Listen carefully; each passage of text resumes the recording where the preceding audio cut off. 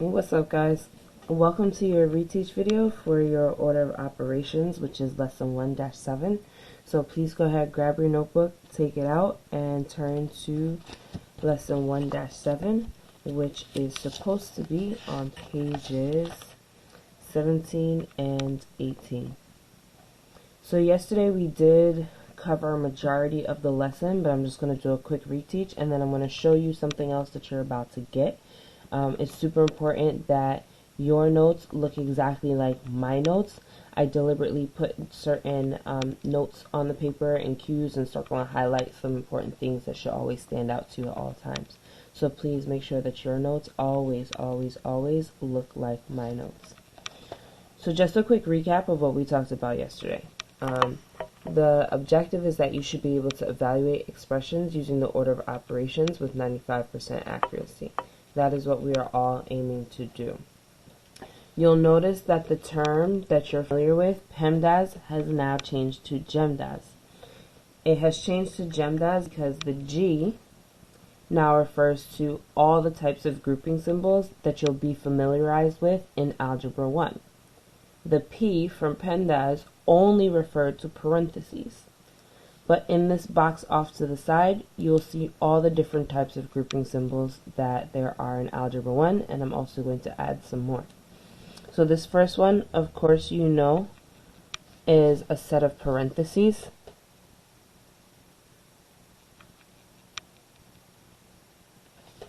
The square looking one is known as a bracket. The squiggly one is known as a brace.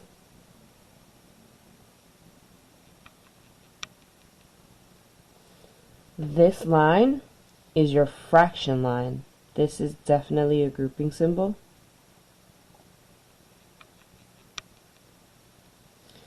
This one is a radical or a root. At this point in time, you know it as a square root. However, the shape itself, the symbol itself, is known as a radical or a root. Because you can find more than just a square root, I could ask you to find a cube root or a quad root. Another grouping symbol that is not listed here, but it's super important to know, are your absolute value lines. So please go ahead and add these into your notes. And we're going to label this absolute value. I'm going to shorthand it as ABS value, ABS value. To do things in, and unfortunately, Great. Now that we've taken a look at our grouping symbols, to follow through, we're going to next go to our exponents, and then we're going to deal with any multiplication or division, from there, and we're then going to deal move with on any to addition exponents. or subtraction. After your It is important exponents, to you are remember going to that do when we're whatever completing comes multiplication or first when division, reading they are from that mean. If interchangeable, I'm reading meaning from that we left can to do right and whatever comes division comes first first, when we're reading I from will do left to right. division before I do the The multiplication. same rule applies with The addition and same thing subtraction. occurs with addition We or can do whatever subtraction. comes If I'm first when reading reading from from left to left to right, right. and subtraction In the comes box off to before the addition. side, In please this go ahead box, and please go ahead circle and that note. circle. I can complete This is super multiplication or important. You're going division, to do whichever what comes comes first when first reading from left to when right. reading from left to And then I right can complete for any addition or multiplication and subtraction, division, as well as whichever of addition and those comes subtraction. first when reading from left to right.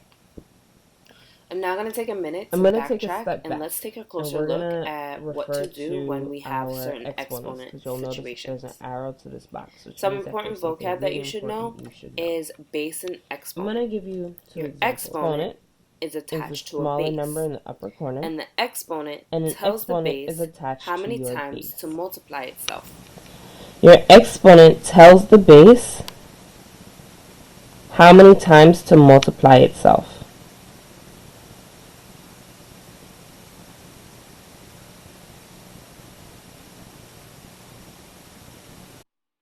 Now let's take a look at the following example. Please ensure that your notes look exactly like my notes. The example is going to be this: a negative 3 squared versus this negative 3 squared. Please go ahead and capture this in that box, and then split your box in half. Go ahead and take a look at this example and tell me what is something that jumps out to you as a big difference. If you stated that the example on the right has a set of parentheses and the example on the left does not, then you are absolutely correct. And this set of parentheses makes a very big difference in what the final product will be for each of these answers. In our second example, that -3 is being hugged by a set of parentheses. And what this parentheses does is that it says anywhere the 3 is going, that negative sign is coming right along with us. We are one big happy family. We are traveling as one big party. So if the exponent is telling me to multiply myself 2 times, then I'm going to write in parentheses a -3 multiplied by another parentheses with a -3. And as you know, a negative times a negative gives me a positive answer. So my product will be +9. Please go ahead and make sure that you have this written down on your paper. Now let's take a look at the example on the left. This example does not have a set of parentheses. The power, or our exponent, is attached to that base of just 3. And the negative sign is hanging out chilling. So a negative sign has to wait until the base is done doing what the exponent told it to do. So essentially, the negative sign is going to wait on the outside, and then we're going to have 3 times 3. A 3 times 3 is 9. However, you cannot forget that the negative sign has to travel all the way to the end of the problem because now the base is done doing what it was told. So a -3 squared that is not in parentheses will yield an answer of -9, while a -3 that is in parentheses will yield a product of +9. This small nuance can make a very big difference in your final answer. So you definitely want to pay very close attention to what types of numbers you have and whether or not it's in parentheses or not and where the exponent is placed. Great. So now let's take a look at our first example. Something that I like to do, which is extremely helpful, is to put a checklist next to each problem as I'm solving it. What this checklist helps me to do is to determine where am I going to start my problem, as well as what am I going to do next. So I'm going to create a checklist at the side of my question, A/S. And again, this is just helping me to 1, determine where am I going to start my problem, and 2, what am I doing next. According to my checklist, I need to start with my grouping symbols. I have several sets of grouping symbols here. So what I'm going to do is go through and look at each one. Essentially, what I'm looking for is to see if there's anything that can be simplified within each set of grouping symbols. The first one that I have is a -7 in this parentheses. There's nothing to be simplified here, so I can move on. I'm looking over to my right, and I see that there's several sets of grouping symbols. However, there is a broader set that's capturing everything inside of it. So therefore, this tells me that I need to simplify everything within the broader set of parentheses. And I'm highlighting that for you now with the orange pin. So I need to simplify everything that is captured within those orange parentheses before I can deal with multiplying by that -7. All right, so now that I've dealt with my grouping symbols, I'm going to place a check in that box and move on. Now I'm looking for any exponents within that orange set of parentheses. I have a -2 raised to the 3rd power. I'm going to do this calculation off to the side. Referring to our example up above, I'm going to have a -2 in parentheses, and I'm going to replicate that 3 times. I know that a -2 times a -2 yields a product of +4. +4 times a -2 yields a product of -8. So therefore, -2 cubed is -8. Notice that I'm placing everything back in its own parentheses, and I'm carrying down the rest of the problem.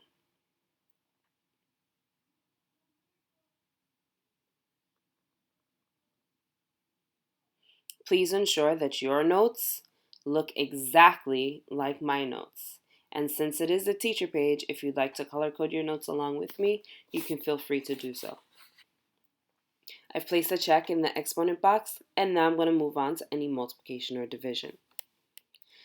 So I see that -7 times whatever's in the parentheses. However, I'm not starting there because I have not fully finalized or simplified everything within that orange set of parentheses. So I must simplify everything in that orange set of parentheses first before I can multiply by -7. Now I'm looking for any multiplication or division, and I have 8 divided by -8, which gives me a quotient of -1. I'm going to write my quotient in its own set of parentheses, and again, carry down the rest of the problem.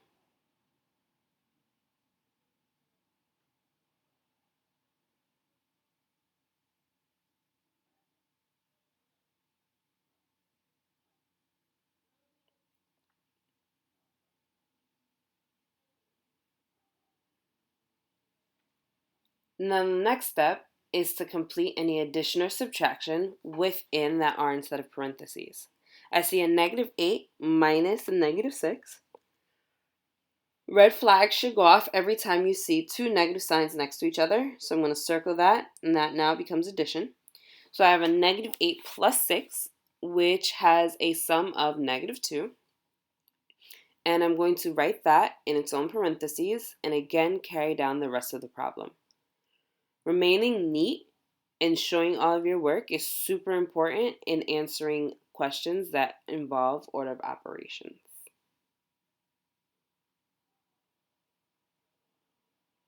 Inside that parentheses, I have a -2 plus -1, which is a sum of -3. And now I'm going to carry down that -7, again keeping its own parentheses, and -7 times a -3 yields a product of +21. So the answer to this order of operations question is 21. Again, please ensure that your papers look exactly like my papers, and then let's move on to the second question. So as always, I'm going to start by placing my checklist at the side of my problem, so it helps me to determine where I'm going to start and where I'm going to go next in my solving process. So I'm putting that checklist at the side of my problem, G, E, M/D, and A/S, because again, we do whichever one of those comes first when reading from left to right. Great, so now I'm surveying my problem and I am checking for grouping symbols. I see that I have a -3 in parentheses. However, there's nothing to be simplified in this parentheses. So now I'm going to move on to the second set of parentheses, which is 5 minus 7. That can be simplified, and that was simplified to -2. Again, I'm going to write my answer in its own set of parentheses and then carry down the rest of the problem.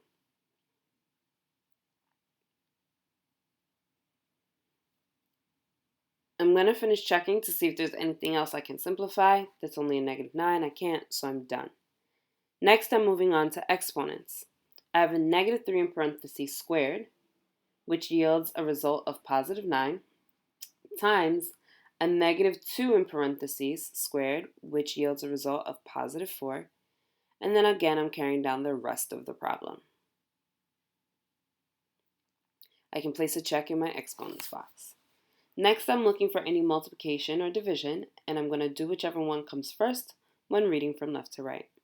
I see 9 times 4, that's a product of 36, minus, and then I see that I have some division going on here. I have -9 divided by 3, so that will be a result of -3, and I'm going to carry down the rest of the problem. I'm going to place a check in that box because now I've completed any multiplication or division. Next, I see that I have double negatives, which I know turns into a positive. So now I have 36 plus 3, which is 39, plus 4, which gives me a result of 43. So the answer to this order of operations question is 43, and notice I placed a box around my final answer. Please ensure that your notes look exactly like my notes. Now we're going to move on to this last question. No one, absolutely no one, should say that they have no idea how to start this problem. If you are having difficulties with this question, 1, make sure to use your checklist, and 2, use your notes from our previous lessons. Lessons 1-6 is all about multiplying and dividing fractions. This lesson is found on page 15 and 16, and then our adding and subtracting fractions lesson is found on pages 13 and 14. So, if you're having difficulty with these questions, make sure that you're referring to these 2 notes because we have gone through how to add and subtract as well as how to multiply and divide fractions. Now that we've covered where our resources are located in order to help us complete this question, I'm going to zoom in so that way you guys can see what we're doing. I'm going to do this together. As a matter of fact, pause the video, do it by yourself, and then click play when you're done to see if we get the same result. All right, so I'm going to start by placing my checklist at the side of my problem. G, E, M, D, A, S.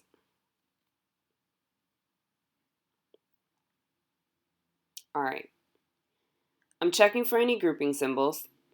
I see a negative 8 9 in a parentheses. There's nothing to be simplified there. And I see a negative 1/4 in a parentheses. There's also nothing to be simplified there either. So because of that, I know that I'm done with my grouping symbols, and I can place a check in that box and move on.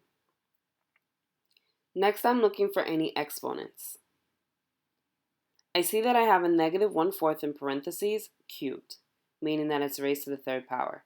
So I'm going to do that calculation off to the side, and I'm going to replicate the negative 1/4 in parentheses 3 times. Referring to our previous lesson, I know that I multiply fractions going straight across, meaning that I'll multiply all the numerators, and then I'll multiply all the denominators. A negative 1 times negative 1 is a positive 1. Positive 1 times a negative 1 is a negative 1. So my numerator is negative 1. I now have 4 times 4, which is 16. And 16 times 4 gives me a result of 64.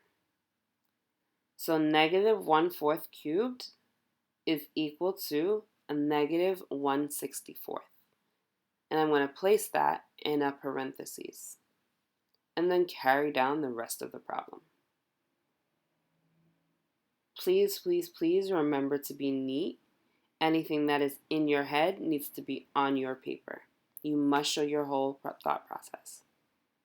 I've placed a check in my exponent box, and now I'm going to move on to check and see if I have any multiplication or division.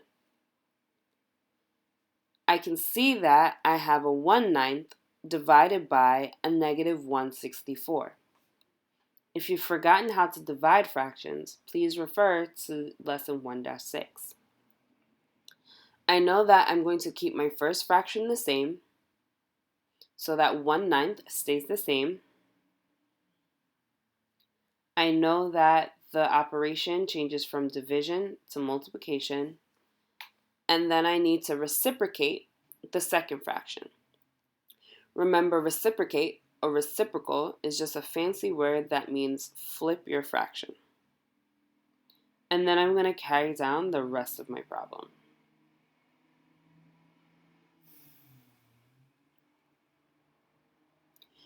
So now that I've reciprocated, I can then complete this multiplication. I know that 1 times 64 is 64, and a 9 times negative 1 is a negative 9, and again, carrying down the rest of the problem.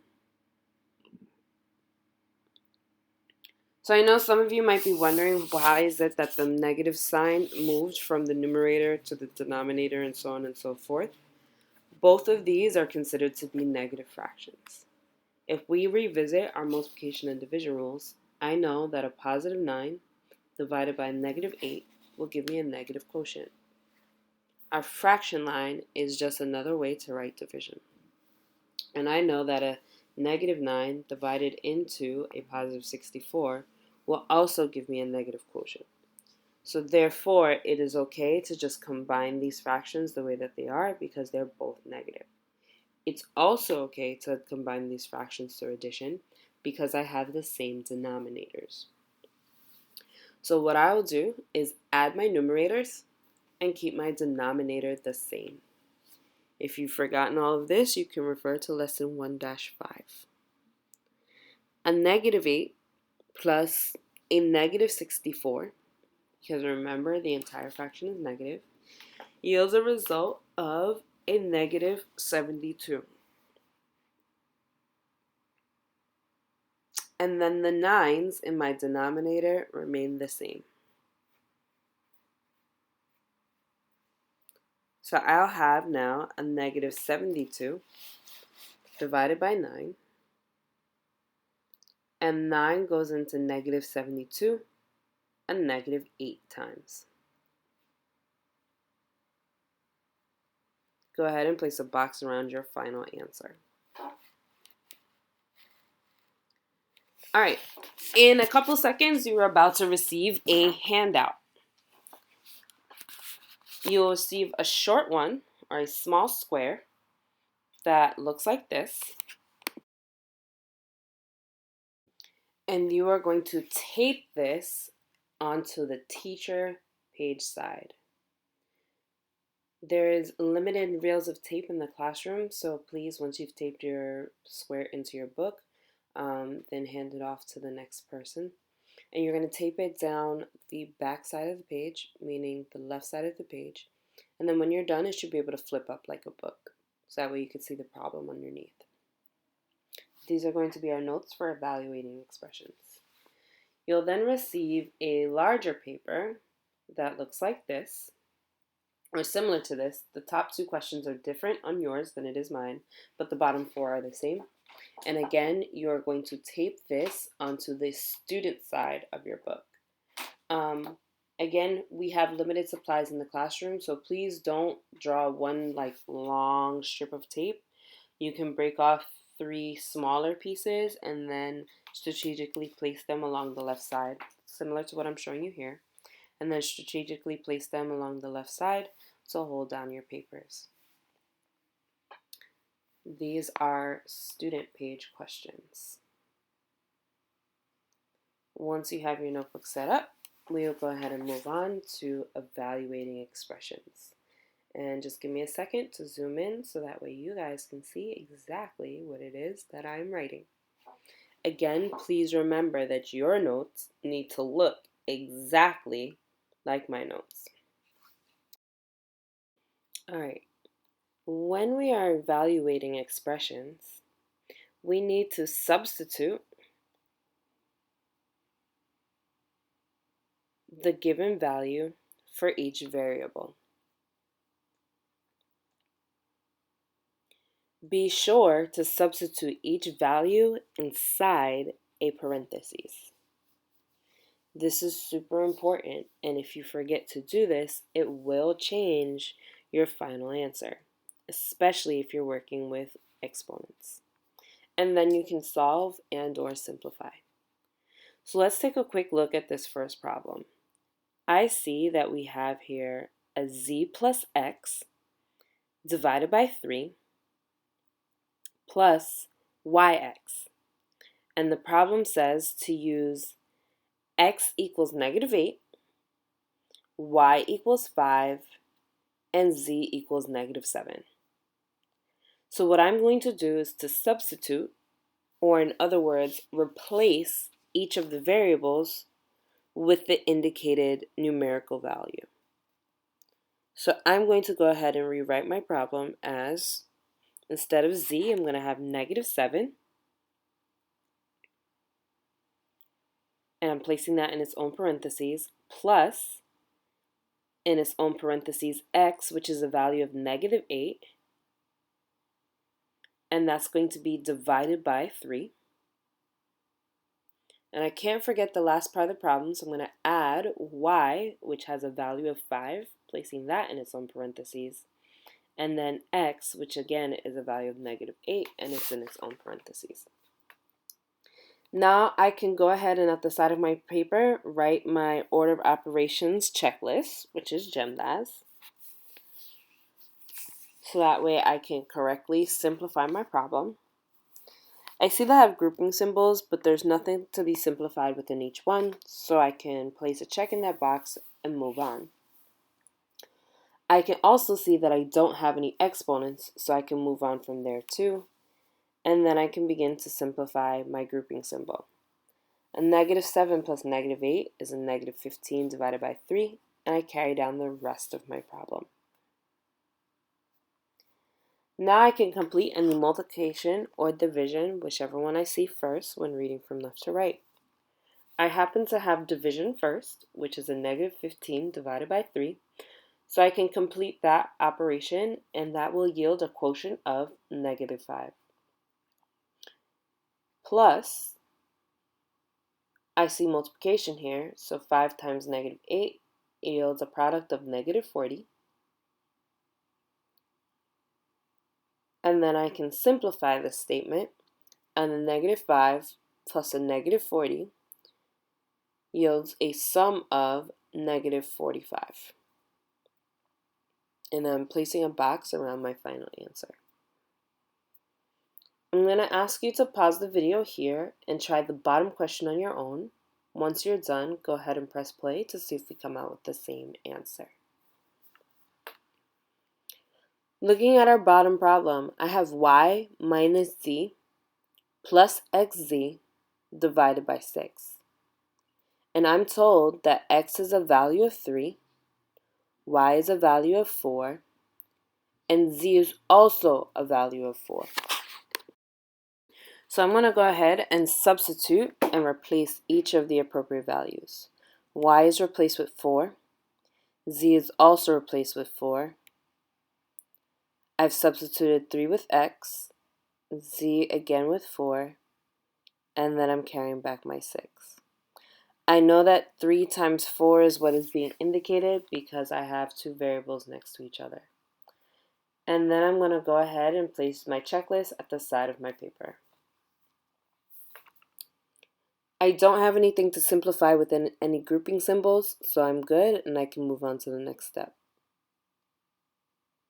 I also don't have any exponents if I'm checking my problem, so I could place a check in that box and move on. Now I'm looking for any multiplication or division, whichever comes first when reading from left to right. I see that I have a 3 times 4, and that will give me a product of 12. So I'm going to write that down and place it in its own parentheses and carry down the rest of the problem. It's important to show all of your steps. Now I'm going to check for any division, which I do have, which is 12 divided by 6, and that gives me a quotient of 2. And then again, I'm going to carry down the rest of the problem. I've tackled all multiplication and division, so I can place a check in that box.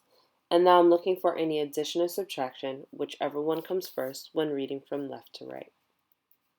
I see I have subtraction that came first, so 4 minus 4 is 0. I'm going to carry down the rest of the problem. And 0 plus 2 is a result of 2. The final answer you should have gotten is 2. So that concludes our reteach and our lesson on order of operations as well as how to evaluate expressions. What you are tasked with doing is completing all of the student pages. Remember that you will need to complete the newest edition. The top 2 questions of yours is different from mine. However, you'll need to complete this new student page as well as the previous 2 that you had before. So please make sure that those are done. You are working on those in class. Again, if you have difficulty with the fractions questions, you should be referring to lessons 1-6 as well as lessons 1-5 because this is where we've learned how to add and subtract as well as multiply and divide fractions. Submitting a blank book or leaving these questions blank will not be accepted. So please make sure that you are using your resources to the best of your ability. You can also work together in groups. That does not mean copy, but you can work together to confer answers. After that, what you should be doing is ensuring that the remainder of your student pages in your book are complete. This is because next week you will be receiving your first notebook check. Your notebooks will be graded for accuracy, for both completing or constructing your book and placing your notes in your book, as well as accuracy in your notes, making sure that your paper looks exactly like my paper, as well as your accuracy in completing the student page questions. Last but not least, at the end of the period, you will receive a packet, which is the brand new lessons for next week. Your job is to construct your book and make sure that it's ready to go for Monday. You are not putting your book together in class. Putting your notes for the following week together, cutting out and pasting and gluing and all of that is now your responsibility to do at home. Every Monday, you will then have a notebook check. So just as a quick reminder, here are the things that will need to occur between now and the end of the period. So just a quick recap of your next steps. Your to-do list is as follows. 1. You are completing 1-7 student pages, all of them. 2. You are going to complete all other student pages in your book. You are checking for accuracy. 3. You are not assembling your book in class. It is now your responsibility to construct your notes for the following week at home. A help video will be up on Friday after school to assist you with this. You can also come during lunch or after school to get teacher assistance with assembling your book each week. Happy mathing, y'all.